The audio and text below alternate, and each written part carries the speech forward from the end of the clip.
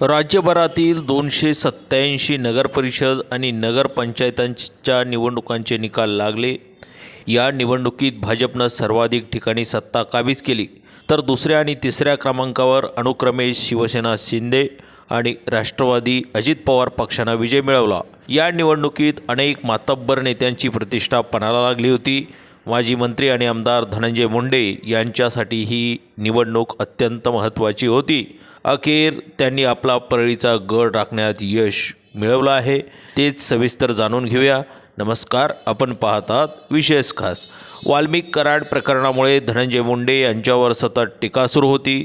तसेच निवडणुकीदरम्यान राष्ट्रवादी काँग्रेस शरद पवार गटचे बीड जिल्हाध्यक्ष खासदार बजरंग सोनवणे यांनी परळीत तब्बल 8 दिवस तळ ठोकत प्रचारसभा फेऱ्या काढून वातावरण ढवळून काढलं होतं। यामुळे संपूर्ण राज्याचं लक्ष परळीच्या निकालाकडे लागून होतं।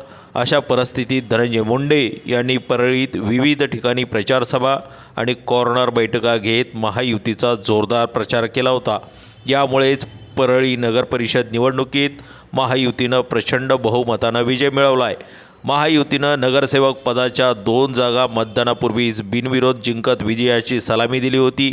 उर्वरित 33 जागांसाठी झालेल्या निवडणुकीत भाजप, राष्ट्रवादी काँग्रेस अजित पवार गट आणि शिवसेना एकनाथ शिंदे यांच्या नेतृत्वाखालील महायुतीनं एकसंघपणे लढत देत सत्ता मिळवली। नगराध्यक्षपदाच्या निवडणुकीत महायुतीच्या उमेदवार पद्मश्री धर्माधिकारी यांनी राष्ट्रवादी काँग्रेस शरद पवार गट यांच्या उमेदवार संध्या दीपक देशमुख यांचा मोठ्या फरकानं पराभव केला। काँग्रेसच्या सय्यद मैमुना हनीफ या 3ऱ्या क्रमांकावर राहिल्या, तर पद्मश्री धर्माधिकारी यांना 28,091 मतं, संध्या देशमुख यांना 12,429 मतं, सय्यद मैमुना हनीफ यांना 8,552 मतं मिळाली। नगर परिषदेच्या नगरसेवक पदाच्या निवडणुकीमध्येही महायुतीनं स्पष्ट वर्चस्व राखलं। एकूण 35 जागांपैकी विविध पक्ष व गटाचे प्रतिनिधी निवडून आले असून त्यामध्ये महायुतीमधील उमेदवारांची संख्या लक्षणीय आहे।